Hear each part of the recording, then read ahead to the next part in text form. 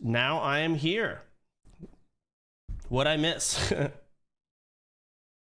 Hope you enjoyed it. I did.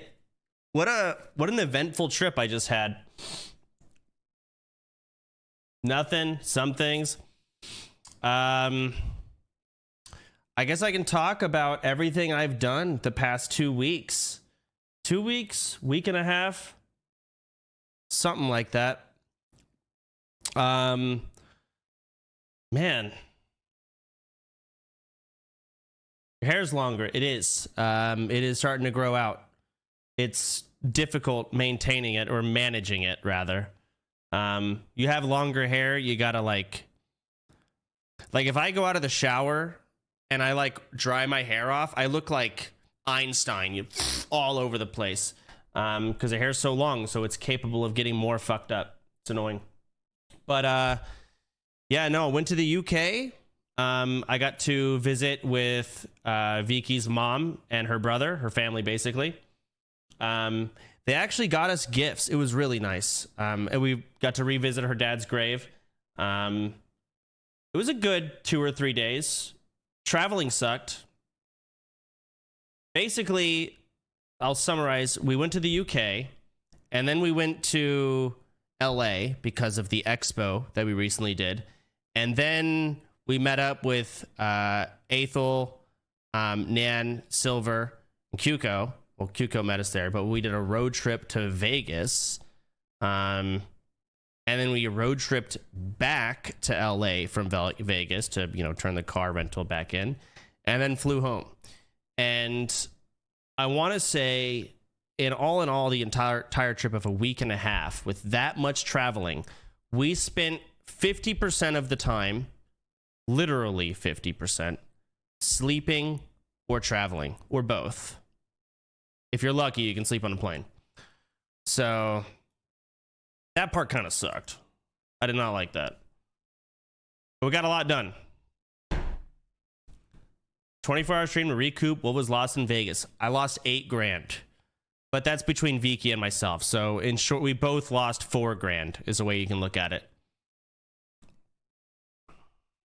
Would have been $10,000 total, but Vicky had a really big winning streak at the very end. So I can just summarize and walk through a bunch of stuff. So, and then after that, I kind of want to speed run every single expo.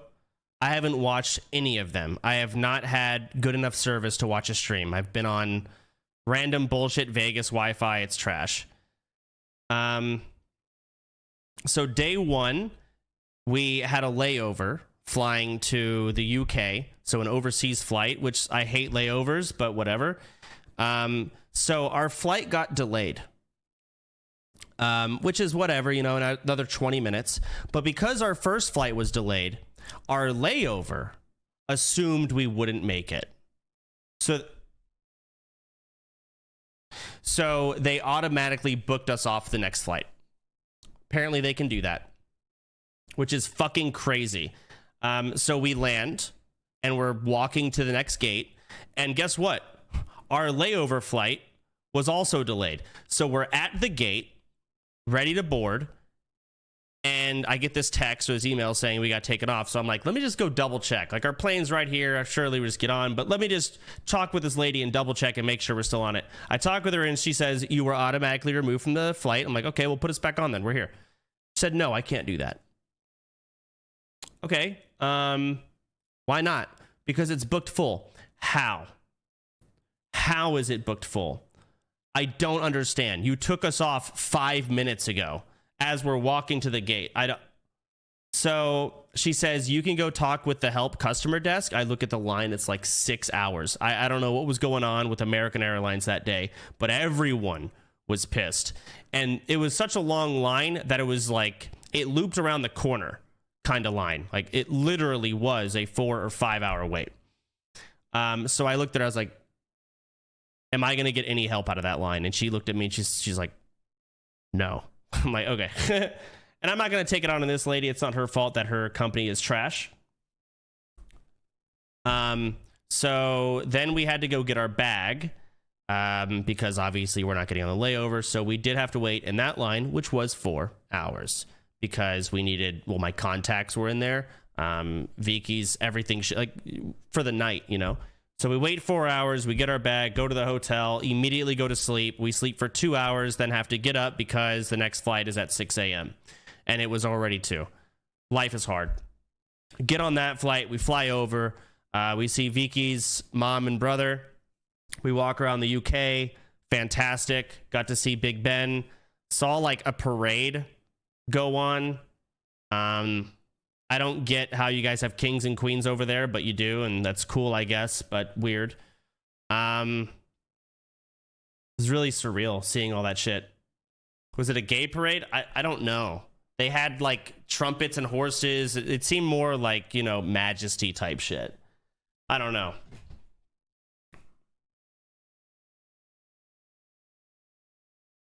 Royalty bullshit. Yeah, I don't know. But it was cool to see. What else did we do? We were going to go into a museum, but the line was 8 hours and we were getting PTSD from the airport. So we're like, you know what? Let's not do that. So we just went and got ice cream, and it was phenomenal. Her mom's awesome. Her brother's awesome. And then we went home, and they actually got us gifts, birthday gifts. And I wanted to show you guys. These are cool. I didn't expect this. I actually like cried. It's like I didn't expect anything. But little coffee mugs with Coda and Skippy on them. Of course, we're already starting to, you know, miss the dogs. So that's one for Vicky, and here's mine. So, actually so cool. I was actually drinking out of that this morning. And then we just talked, went to a buffet. They thought the buffets in UK were really good, but I guess they were 5 when they went, because this buffet sucked ass. Just like the buffets. Buffets are never good. Ever. No fault of the UK. It's a buffet. They're not good. It's not in their best. I think it's not in their best interest to serve good food, because it's for fat people that want to get a good deal for how much food they get. Not good food. So it's like, that's how it works. Anyways, then we had to fly to LA. That flight went a little more smooth. Actually, no, it didn't. Holy fuck. So we had to stop by home to grab some shit, and then we had to fly the next day, but that flight got fucked, so we ended up flying in the morning. So we got to stay the night here at home, flew to LA, did a rehearsal. It was probably the lowest lift expo we've ever done, because Avali did everything. Everything. I think I was at rehearsal for like 2 hours. They just had to make sure that we sit on the couch appropriately and then get the scene switch. It was so easy. I do think we should not have played games up there. I was really adamant that, like, I think it's stupid that we have 5 minutes for each section. So like cozy games, that's great. Let's just watch the trailers for 5 minutes. Playing the game for 5 minutes is fucking pointless. Even if it's like a custom demo that the devs made, it's 5 minutes. I get gameplay is great, but in this, no. Let's just watch the trailers and talk about it for 5 minutes and go next. Like that was my only thing. Everything else was great about the expo. Avali is a huge carry. I haven't even gotten to watch it, so I don't know how it went, but I was told it was great, and I could hear from upstairs at my desk that she was killing it. Same with EE, also awesome. Raid Shadow Legends, wow, love that. What else? Oh yeah, and then the expo happened. This is when we met up with Silver, Nan, and Aethel, and we went and got dinner. That was nice. And then I had to go to the mixer. They came with me, but they kind of like did their own thing. I talked with the guys from Iron Mace. I did not know we were announcing Dark and Darker was going to be free to play. And they also, I don't know who, someone told me it was going to be on Steam, but I was like, man, it's going to be on Steam too. And they're like, because Jeff Keighley's show hadn't happened yet. So like, oh, good, can't confirm, can't deny, in a very, you know, Asian accent. It's not free to play. Well, it's like, You can play for free, but you're right, it's like really limited. But regardless, it's cool as fuck. What else? I talked with them a bunch. I smoked a lot of weed. It's California. It was great. They gave me an Iron Mace hoodie. I talked with that. I don't remember his name, but he was really cool for like a good hour. I talked with Double Lift. He wants to coach me, but ironically enough, I'm not playing League anymore. Who else was at this mixer that I talked with a lot?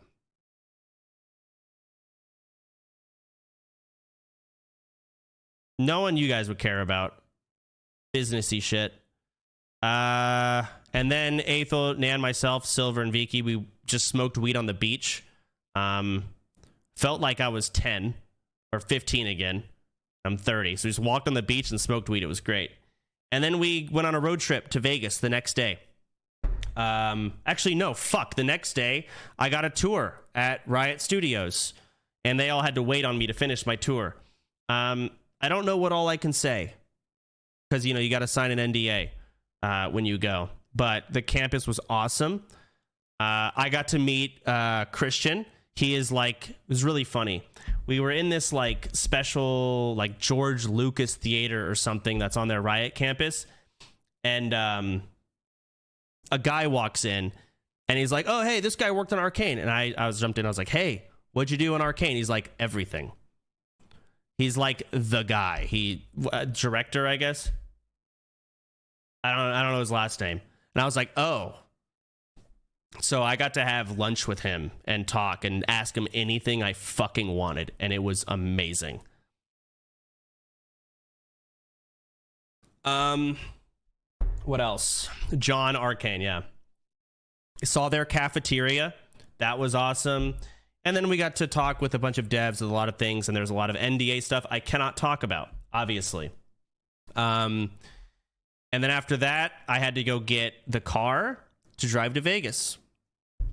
And that was a pain because apparently you cannot rent a car without either a credit card or your flights home, which I've never heard of that. And so we found a place that didn't require a credit card, but it required me to tell them my flight home, which I hadn't booked yet because Vicky and I were still debating if we wanted to go to Disneyland. You didn't know that? Said no credit card. I have a debit card, you know? So I went with Expedia and they turned me away. I had to get in line like 8 times to find out that they couldn't do anything. So then I went to something called like Asmos below downstairs. I find out they can't do anything, but then the lady calls some random number and says they'll pick you up in 5 minutes. I have no idea what that means. These 2 Indian guys show up and they've got like chains. Like I thought they sold jewelry or something. They pick me up and they drive me 15 minutes to this really weird place. It's next to an an ice cream shop and like a Dillard's.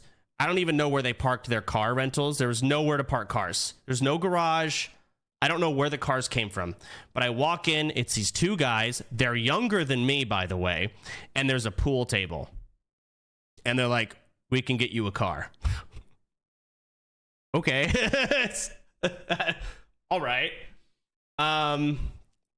Give them my debit card, fill out all the info, and they give me a big ass Suburban. It's at this time 11 p.m. really late. I've been up all day. I was getting the tour at Riot, so all day I've been awake. And we need to leave now. 11 p.m. And it is a 4.5 hour drive to Vegas. I was damn near falling asleep. So, got everyone in the car. We drove, got to Vegas, straight to fucking bed. Woke up and lost all of our money for 2 days. It was 110 degrees Fahrenheit outside. So we did not leave the casino ever. I don't know what that is in Celsius, but it's one of those heats where, you know, when it's hot and wind is like blowing and it feels really good when that wind hits you, like, oh, what a relief just for a second. This air was so hot that the wind that hit you hurt. It did not feel good. It would make your eyes dry out. It felt like a hair dryer was just blowing. It felt awful. It was an angry, awful heat. It was humbling. Texas felt cold for a second. Yeah, we just lost all our money, hung out. It was great. Everyone was so fun. And then we flew home, and here I am. And that has been my past week and a half. Now, what the fuck have I missed? Dark and Darker? Yeah, I know about that.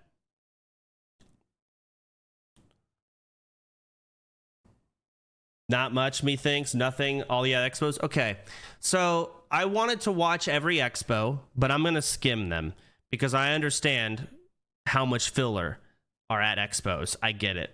So just to kind of, you know, arrow key and just skim the fuck out of each one. And then Volps curated a list of 24-hour games for my stream today. He picked the best of the best. I want to watch those trailers, see what's up.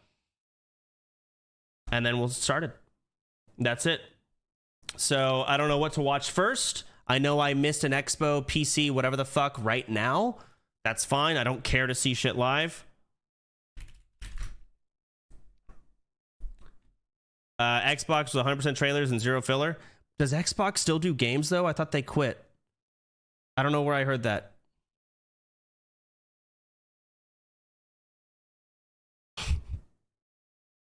I guess Microsoft still, but... Weird. Xbox getting a W is not what I expected. All right, Volp sent me some stuff. How was Jeff Keighley's? I know they announced Dark and Darker on Steam. It was ass. It was mid. Okay, well, that's every year, it seems. Oh, okay. Already skipping the countdown. All right, let's go. Please welcome to the stage, I want to see their intro. the creator of the Game Awards, Jeff Keighley. What?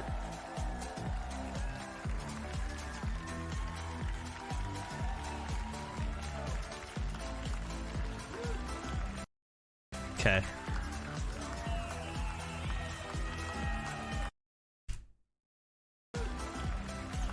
Wow. Oh, man. All that top row isn't filled out. Embarrassing. Pathetic.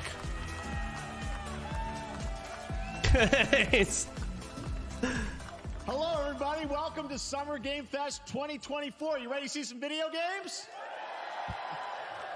We are so thrilled to be here with you, and this is a showcase of what's next for games. All right, we're skipping forward. Studio closures, which have disappointed. Bro, please. Am I still alive? Is this on my end?